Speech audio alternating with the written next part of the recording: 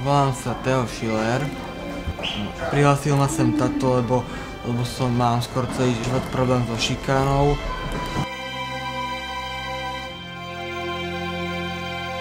Nie som najlepší na svete boxerista, ale nie som ani najlepší. To ani zďaleka. Pôvodne som sa nevedel moc byť, ale potom po pol roku jedného chalana, čo ma provokoval, som zmlátil, až mu sa zrútla krv.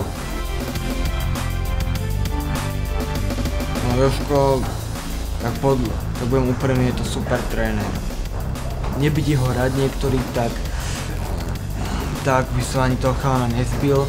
Ja som chodil len kvôli tomu, že keď búcham do toho pytla, tak si predstavím, tak už viem, že sa viem ubrániť a kvôli tomu, aby som vypustil a neučil som na skromáždil za celý deň.